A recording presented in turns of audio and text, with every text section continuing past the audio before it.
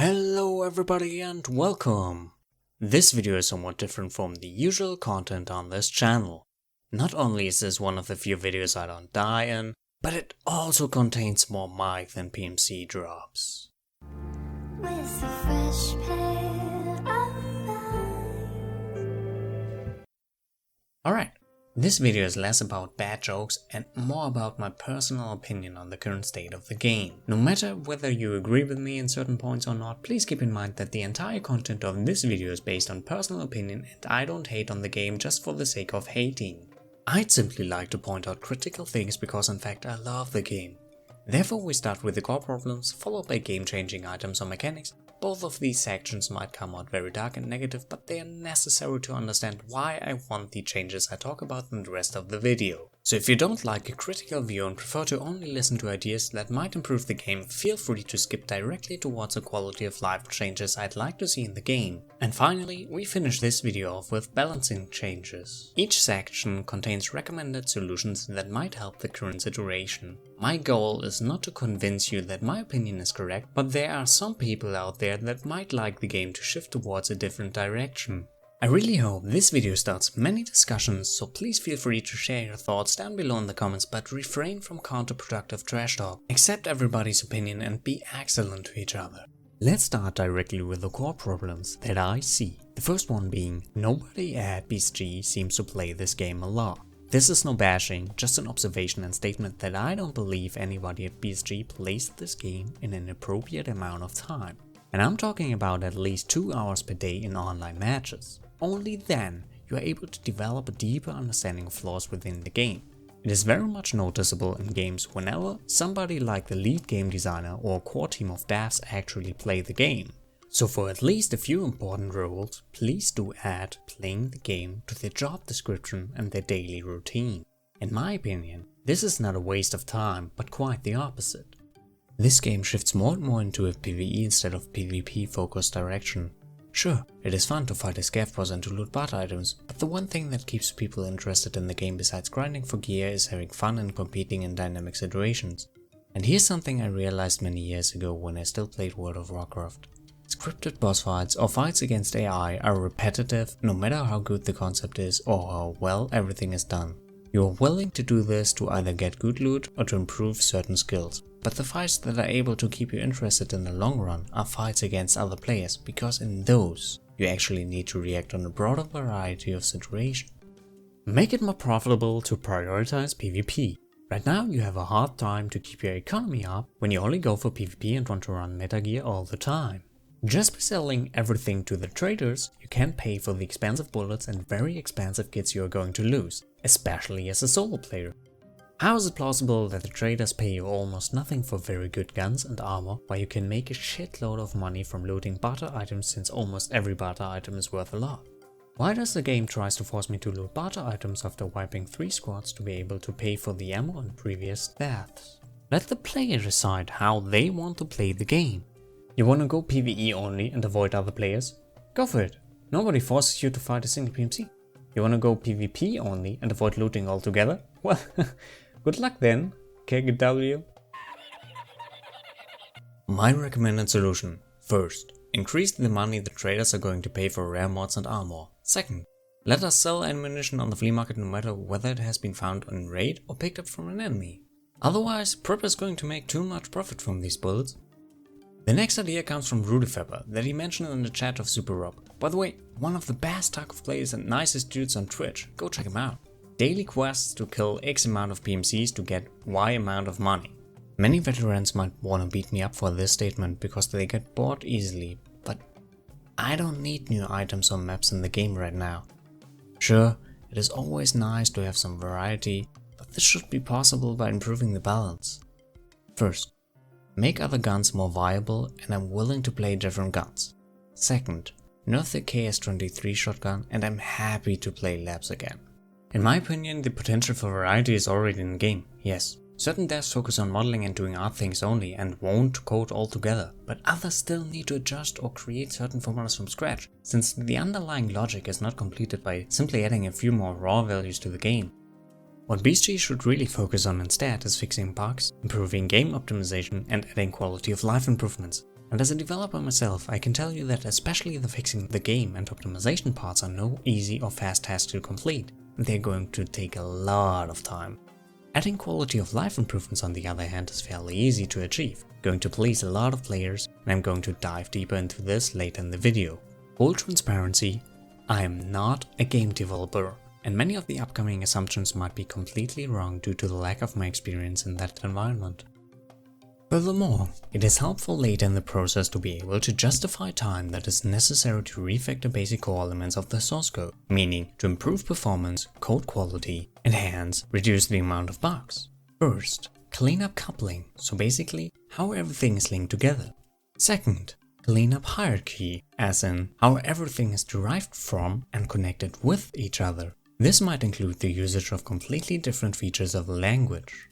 Third, rework used protocols. A lot of times, I feel like the communication flaws are unnecessarily complicated or contain unjustified overhead. Fourth, optimize the workflow and how the development process takes place. To improve the understanding of these important points, I want to provide a few examples, especially for the last two items on that list. Item image request option. Provide us an option to catch all item images in one go instead of visiting traders, the hideout, or the flea market. I might be wrong, but I feel like too many information are transferred when entering the hideout. This should not be triggered upon restart of the game, since this increases the load time, which is painful after a game crash. There's no need to always have the latest image on my local client. I don't care whether somebody sees a more fancy image than I do until I trigger the request to the server to send me all the item images that changed since this has been triggered the last time. Therefore, a change history should be stored on the server. Same goes for recipes in the hideout. I don't need the hideout to load all the recipes each time I enter the hideout or a certain craft zone. The only request that is necessary upon starting a craft is whether this particular recipe I am about to craft has been updated since. The update procedure should be equal to the item image update procedure, with a slight change to refresh recipes upon craft initiation to prevent exploits. UI performance. Moving the mouse after clicking somewhere, getting a lag and ending up with a click that registered something completely different is something we all have experienced, so please register the position at the time of the mouse click. Whenever the view is changed to traders, hideout, stash, flea market, or even preset, you can count the seconds it takes. Of course, the performance of the UI should be more optimized. To be fair though, this already has been improved over the last couple of months. Enemies do lower your FPS, which is plausible since information needs to be exchanged, but the FPS drop from an offline rate without scavs to an online rate is crazy. Please note, you cannot simply compare offline with and without AI, since your PC needs to run the server and hence control the scavs behavior. How are information of enemies, being them scavs or PMCs, shared between each other? How and when are updates transmitted? Everything? Whenever something changes? Something is picked up, dropped, shot? We don't know. Our client doesn't need information about items that are not visible to us, unless we search the container they are in. Bullets are the thing that need to be updated the earliest, not necessarily for the damage calculation, but for the tracer color. The information for the damage calculation can be transferred in a separate step. Items moving error. For the sake of performance, multiple actions can be performed without any server interaction because many times it only affects the client side. As soon as a sanity check fails, all applied changes of that movement chain are reverted in reverse order, which basically discards any changes from that movement chain. To prevent false states, it is important to protect certain elements. Each single item that is movable, and each single slot to or from the item is moved from or to. The locking mechanism needs to do this in a specific order to prevent deadlocks or invalid states. As long as no item is sold on the flea market or bought from a trader, no server interaction is necessary. The update of a movement chain can be submitted towards the server in a single transaction. This is a complex issue, but some movement errors, for example moving a fuel condition into the generator, lead to the assumption that these lock mechanisms might not be used in a small and atomic way, but sometimes with a sledgehammer. There's also one of the most annoying bugs in the game, the damage bug. Pretty sure this one is related to fast consecutive sprint sequences. Not being able to shoot while performing the double search is annoying. Why doesn't the double search get supported as well when the inventory gets closed? Can I please? I can't shoot. My gun is bugged. Like seriously, I can't. Therefore, I'd appreciate an entire team that focuses on game optimization as well as bug fixing and nothing else. Revision control. I don't know anything about how BSG handles their various releases and test versions, and my assumptions might be completely wrong.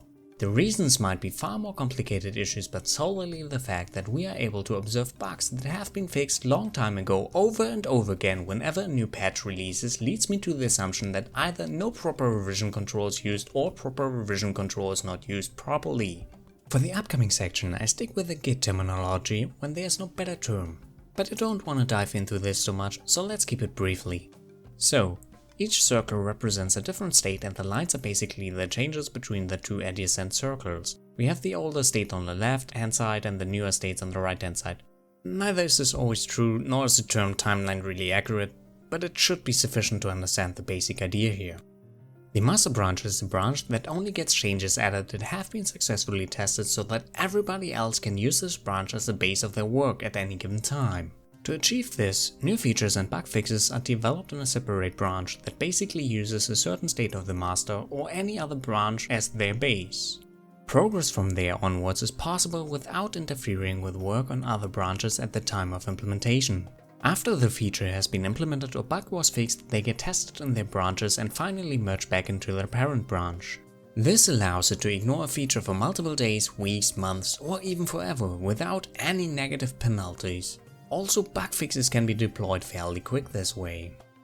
Release branches are basically not different from feature branches, but they usually contain more additional feature branches. Usually, you have multiple release branches in which you develop certain versions of a product for planned releases. That means whenever a feature is planned, it might either be implemented on the branch for an upcoming release or on the branch for a release in the far future. Basically, the branch for the future release is independent from an upcoming release branch, which means more people are able to work independently from each other because, once again, there's less work to interfere with each other. As soon as a release is completed, you want to make sure to transfer all changes that were made into the master as well as into the upcoming release branch. To achieve this, a merge takes place, which calculates the changes of the merged branch that has not been done on the branch merged into yet, and therefore creates a new state. This, however, has a downside. Even though the changes of the release branch were tested, it is not guaranteed they still work together with the additional changes done on the master branch in the meantime.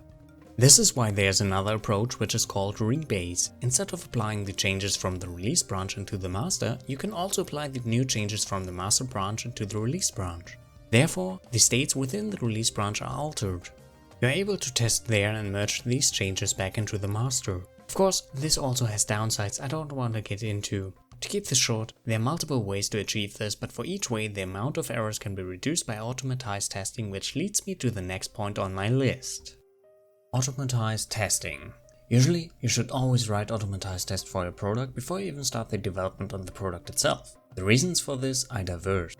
First, you're able to modify and refactor your code massively and somewhat prove you didn't make any mistakes due to the test cases that complete successfully. Second, whenever you fix the bug, you are able to add a test case that detects whether the bug occurs or not. This constantly increases the code coverage, which is the code portion on the test. Third, it is a lot of work to set this up properly, but on the long run it is going to even speed up the development process, because you don't need to test things by hand anymore after each change. You just rely on your test cases. Though, I have to be honest with you, this is primarily true when the test environment is set up as early as possible in the project. The benefit to follow these rules are very slim in such a processed and huge project like EFT is, but it is still possible to write test cases that test core functionalities of the game. Like for example, character movement sequences. Determine maximum player speed, weapon fire rate, whatever, to detect anomalies, either due to network problems or cheats. Easier. Either way, it is going to help BSG to reduce bugs and improve the cheater detection mechanism. UI sanity checks. Broken CSS? Broken HTML documents? UI interactions. The display of UI, for example, does anything overlap with each other in any language? This allows the people at BSG to spend less time on manual testing of basic functionalities. Moving on to game-changing items or mechanics. Whenever you add something new to the game, it should fit into its existing concept and therefore should ignore realism to a certain degree. No matter for how much realism EFT reaches for, after all, it is meant to be a game. Hence, there should almost always be a way to counterplay or an option to prevent getting thrown into a situation in which you are lost. As much as I'd like to argue games should focus more on skill and force people to move by degrading their HP constantly and refilling it only after a kill, this is neither the scope of this video nor is EFT a game that would fit such a concept. EFT is good in creating the option for everybody to play the game they like to play it. You like PvP and close quarter combat? Then Factory, Labs, Customs and Shoreline are the maps for you. You like to snipe? Sit in bush or on top of the rock? Well, there are maps like Woods, Shoreline and Interchange that are perfect for that. Nevertheless, I'd like this game to be more player skill based and less item or in-game skill based. Even Nikita states that he doesn't like unbalanced stuff in the game and wants to reward skill more than winning by using busted items or mechanics. Quoting, "All of the game processes are not made to make the game easier for those players. I don't like metas. I want metas to go away from Tarkov. Especially stuff that gives you an advantage or disadvantage built on unbalanced stuff in the game. So our work is to fix that and make as much variety as possible without bottlenecks, without metas. You must create many advantages. You must earn them with their skill and with your intellect and the ability to pinpoint and learn the details of the game and take this information and make this into your advantage. So this is the general idea of the game." End quote. And yet, they pretty much do the opposite. Therefore, I list a few items. The VOG 25. The explosion radius of up to 7 meters with a fuse time of 2 seconds is deadly. It might be fine outside, but especially in close quarter combat areas like on Factory, Labs or within buildings on other maps as well, it is not. The nade basically explodes on impact and even when you watch it get thrown, you might not have the time to dodge it. Skill needed? Not so much. My recommended solution? Change the fuse time to something between 2.75 and 3 seconds. The KS-23 shotgun is absolutely busted in every possible regard. No matter whether you use the star plugs, which are able to blind you into your death, that you can mostly counter only by using them yourself, or the shrapnel plugs that can destroy your limbs with a single shot across the entire map, or even the barricade that are able to one-tap you through killer armor. Let's take a look at the POVs of Kippenbro and Bakisi to understand how ridiculous this gun is. By the way, a big shout out to both of these fantastic and heavily PvP oriented DFT players that allowed me to use their clips. Thank you so much. If you don't know them, please drop them a follow and show them some love. I put the links in the description down below. I want you to keep an eye on Bakisi's health and stamina here.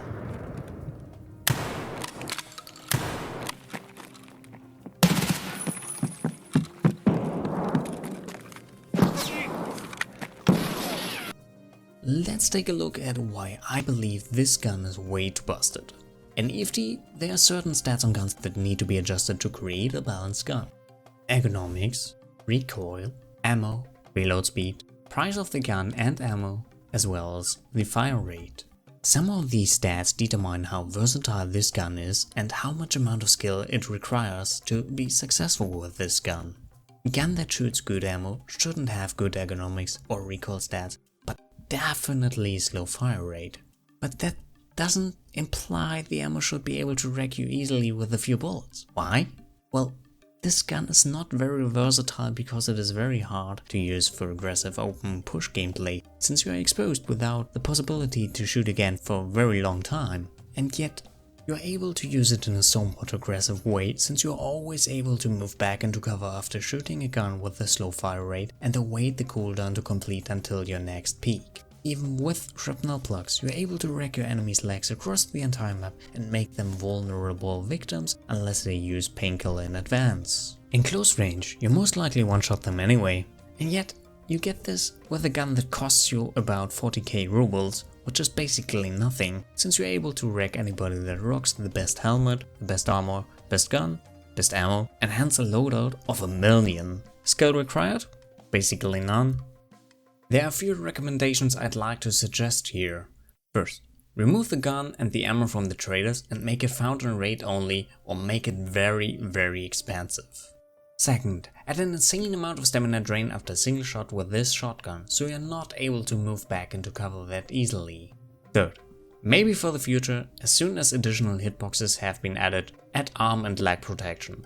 This, however, will only address the shrapnel plugs, which are once again not the only complaints I have about this gun. Next on the list, the MK18L Marksman Rifle. This is probably the item I want to rant the least about, due to the very low ergonomics and high price tag of the AP ammo, which already leads to a pretty good balance, even though it is still way too deadly for this price tag. Especially the FMJ is ridiculously cheap. It is fairly hard to use aggressively unless you point fire. Yet you are still able to hold ADS with that gun for about 50 seconds and hence are able to hold an angle on your enemies for very long. This once again doesn't require that much skill. I don't know how exactly the weight ergonomics and stamina drain are linked to each other, but I feel like the ADS speed for this gun is already pretty slow, while the stamina drain could be increased. Maybe tweak the formula for stamina drain a little bit, make it less dependent on ergonomics and more dependent on weight. Increase the weight of the MK18 and increase the price tag of the FMJ ammo by the factor of 10. The 9mm Vector is mostly broken due to 7 and 31 being crazily OP, but even with the AP63 or leg matter it is hella deadly.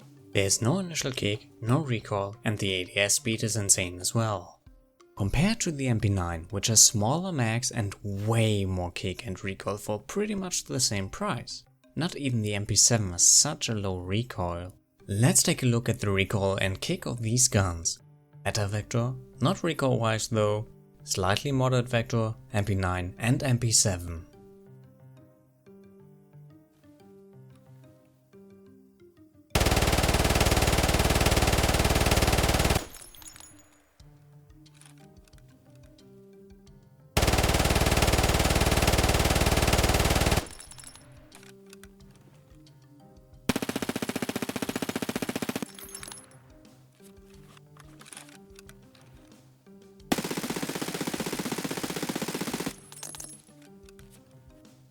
My recommended solution: first, increase, or much rather at least add an initial kick. Second, increase the recoil as well. Moving on with the next huge section, quality of life changes. I didn't come up with all of them, some of them have already been mentioned by other streamers including but not limited to Pastely and Veritas. For the sake of completeness I'd like to address them once again. Starting with changes that have an effect during raids. When multiple attachments are on the gun, make it possible to switch them independently so I'm able to use infrared or laser all the time and only add or remove the flashlight. Add an availability to hold the heal button and choose which body part to heal. This selection should take place by dragging the mouse into the direction of the body part I want to heal. The damaged body part that is the closest to the recognized direction is healed. Therefore, two possible selection modes should be included. Either complete the selection by releasing the heal button and abort the selection with the right mouse button, or complete the selection by pressing the left mouse button and abort the selection by releasing the heal button. Let us choose the necessary length to hold the button. Some might like 1 second, others might prefer 0.1 seconds instead. Let us sort our stash and interact with traders while we load into the raid. There's no way this is supposed to emulate our travel time. To prevent bugs, prohibit changes on the gear of the PMC for the first iteration. Fix the hitbox of lights and arms. The visual model doesn't match the actual hitbox and hence you might end up throwing a nade against a lamp from which you didn't know it was blocking away. Similar problems occur while shooting. Also, lower the volume of lights and arms by a bit. Add the possibility to enter an offline raid as a squad to teach each other and improve squad gameplay. Since you need a server for each instance, just make it peer-to-peer and let the squad leader host the server. Let us configure the sensitivity settings for each side individually. This should also apply to their various zoom settings. The next feature request has a very low priority. Add an after-match spectate mode. I want both a free look or ghost mode spectate and first-person spectate of any player. The spectate mode for a match gets activated as earliest as a few minutes after everybody left the raid. This way, no team is able to take an unfair advantage from this information. The reason I want this is basically to improve the understanding of whether that was desync, lag, cheats or something else. Did I do something wrong? Did I forget to check an angle? Was my timing wrong? Did I observe the situation correctly in regards of enemies, bullets and nades? How to realize this feature? The information, position, direction, speed and action are sent as a combination of movement vectors and action as a consecutive timing interval towards the server after each match. The information can be downloaded and observed. This is probably going to be a hard task to store these information efficiently in both ways, performance and memory-wise. Moving on with quality of life improvements for the hideout or stash. Let us carry whatever item, multiple of the same backpacks, any container, amount of items like bitcoins and so on while being in the hideout or stash. It helps us to organize the stash a lot. Just forbid it to enter the raid with it and provide a proper error message. The next one is related to a point above during the raid. Let us preset the mode in which the laser, flashlights and optics should be in per default. This makes it easier to attach two lasers for similar reasons as mentioned above. On top of that, let us adjust the current mode for each attachment in the hideout. When receiving an item from the hideout craft, please do not scroll somewhere else or reorder the items. Just let us start the production of the same item without moving the mouse. The randomization might be linked to performance reasons, but at least keep the recipe at the same position. The above point might become somewhat obsolete when we are able to pin certain recipes we want to craft more often, so we don't need to search for them each time. Sometimes after receiving items from a completed craft in the hideout, you are not able to start another craft with a different recipe due to missing ingredients. Yet we are not able to see the missing ingredients, which forces us to re-enter the craft zone. Do not change the order of ammo when repacking mags, but keep the order fixed. When you buy something from a trader, move items out of a container, or when you tear guns apart, you are not able to sell those parts immediately. This is probably due to performance reasons, but please let me sell it without the need to re-enter the trader 10 times. Let us export certain images of guns, PMCs and gear with an alpha channel to simplify content creation. Building weapons using the preset option often leads to parts not added to the gun. A quick fix could be to only state the weapon has been built successfully when that is actually the case, otherwise change it to build partially or something similar. Also, when building guns with the presets, please always use the parts that are already on the gun first. There are certain items that have identical stats and look almost exactly the same, while one of them is found in raid only. This is ridiculous and leads to some weird fluctuation on the flea market. Please make them all available at the traders. The speed at which we are able to abort the entering of a raid is pretty slow, especially if you hang in the queue for very long already. Sure, the memory needs to be cleaned up, but that cannot possibly take that long. Add additional key shortcuts, something like W to select the entry above, S to select the entry below, A to select the left menu and D to select the right menu. As well as the keys from F1 to F6 to cycle through the top bar. Tab to scroll forward, Shift Tab to scroll backward, give us the option also within the raid. Add the option to confirm an offer with both return and Y. This is useful for whenever you use the right hand on the numpad. Nothing too crazy you need for each offer, but a quality of life improvement every now and then. Shrink the right hand side of the offer placement to see the existing stack sizes on the flea market. Please remove the filter by item filter automatically as soon as we type something into the search bar. Escape should close the split stack or use amount windows first before closing previously opened container. Fix the money stacking when interacting with Ragman. As soon as the stack is almost full, just use the next stack to pile the money up there instead of creating 20 new tiny stacks. This is most certainly also linked to performance reasons, but should be fairly easy to fix. I love the auto sort functionality, but I'd like to be able to limit it for certain items and categories on demand. Provide the possibility to specify which categories of items should be sorted only. For example, select barter items, meds and attachments, which implies armor, cases, money and so on stays where they are, and the sorted items are just put into the first possible slots around them. Let us pin certain items we don't want to be sorted. This is very much needed for containers and sometimes even for other things like weapons. To make this easier, the selection should be done by determining areas which are meant to be non-sorting areas we are able to define ourselves. Whenever a client or server-side patches there, please do inform us and stop silent updates. Show us a notification until we click on the patch notes, but let us also read all the patch notes from the client without the need to visit the website with the browser. And finally, reaching our last big chunk of bullet points. Balancing changes. The stamina drain when you get shot is insane since the stamina has been nerfed. Why do you lose all your stamina as soon as you get shot once from a shotgun or 4 times from a PPJ MP? Also, why is SB6 able to almost 2-tap fresh killer armor?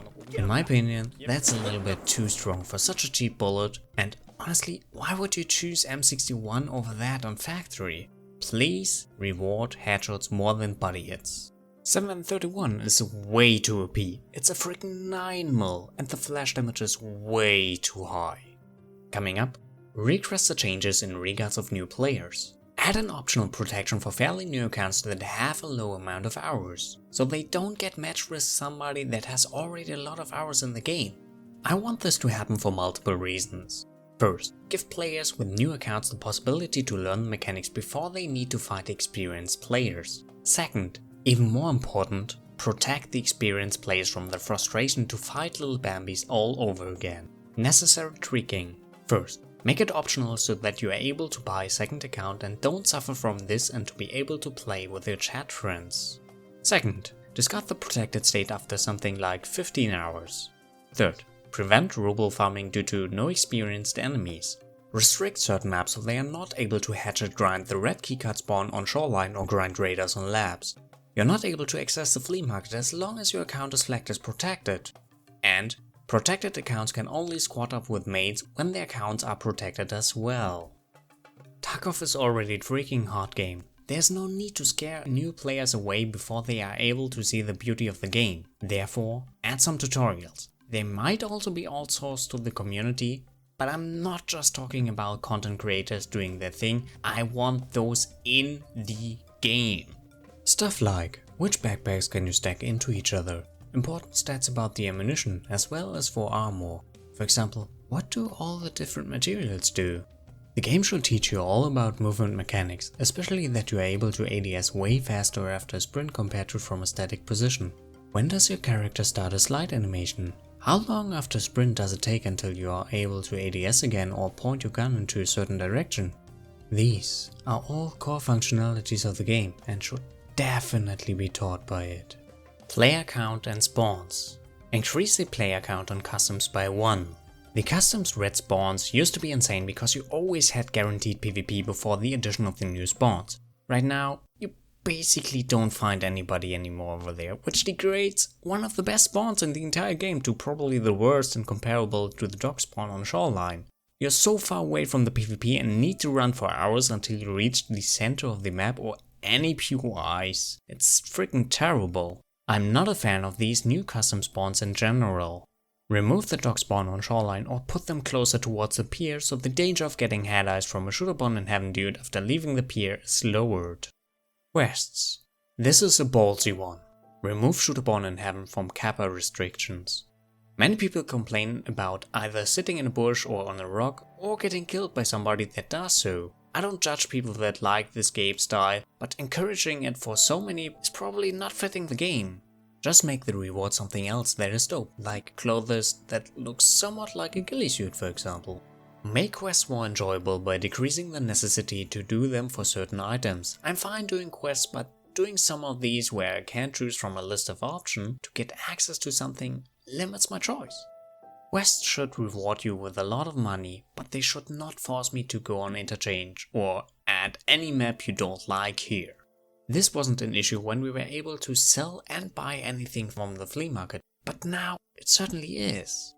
I do appreciate quests, but let me do them whenever I want to and not like, hey, in order to be able to play the game you have to grind quests for 2 weeks and then you hardly have any left for the rest of the while. I basically want 2 changes here. First, add alternative paths for quests that unlock certain items. Let me choose from a list of quests. Second, add more quests that don't reward you with item unlocks but with a lot of rubles instead. For the hideout, increase the default slot size for the water filter in the water collector by 1. Unless you hit elite level, you need to interact twice with it for 1 purified water. Once to insert a new filter and once to clean the water itself. Stamina changes. First, increase the speed you are able to move with when you are overweight. Second, reduce the stamina drain due to overweight a little bit. Third, increase the overall stamina by a bit, not limited to but including the elite level. Fourth, Reduce the amount of stamina that you lose when you get shot at. A scav blasts your limbs and you believe you are able to run away since you use painkiller in advance? Well, you're wrong. You lost all your stamina despite having max endurance. Fuck! Trades. First, let us buy PK06 from traders again for about 45k. Second, increase stocks of ammo we can buy during a reset by a bit. Third, make more attachments available by traders so we're able to build multiple guns at once instead of hoarding items. Fourth, increase stocks in general. Being forced to camp traders to buy stuff you wanna play punishes people that actually enter raids and benefits players that like to sit in the hideout a lot. Alternatively, reduce the reset time to 1 hour for all traders. I much rather have the previous solution though. Sixth, add more levels to traders and spread out the items. Top tier traders might be at level 50, barter trades at lower level, ruble purchases at higher level. Seventh, let us buy top tier armor from max level traders with rubles instead of barter trades. Those might be available at lower level though. Eighth, comparing the Bastion with the PDC. The Bastion is cheaper and has better stats. The better look of the PDC doesn't justify the higher price. And finally, this is going to produce a rant storm. Real money transaction. Yep, you heard right. I said RMT. This is my idea to fight against RMT from cheaters. Make an official shop where you are able to buy certain items in a limited quantity for real money. I don't care when other players that don't have the time to grind but like to see endgame content are able to buy or lend, since they are wipes, a limited amount of certain selected items with real money after X amount of months into the wipe. As long as I am able to get the same gear just by playing in a fair amount of time, this way it is possible to support BSG even more and make it more enjoyable for people that want to play PvP, since people that usually are afraid of playing certain gear are able to try it out. This is going to be extremely hard to nail down. The tweaking to the current economy is hard. But this is not meant to be an idea for the fast implementation, but much rather for a long-term option in a few months or years. Let's condense my essential requests here. First, play the game more often for a better understanding of the game. Second, favor PvP over PvE to create a long-term appealingness. Third, strong focus on quality of life improvements and continue with game optimizations and bug hunting instead of new item or map content to make the game more enjoyable. Fourth, nerf game-changing weapons to develop a broader variety of game experiences. Fifth, rebalance some items for the very same reason. Sixth, provide more information about items and patches to increase transparency.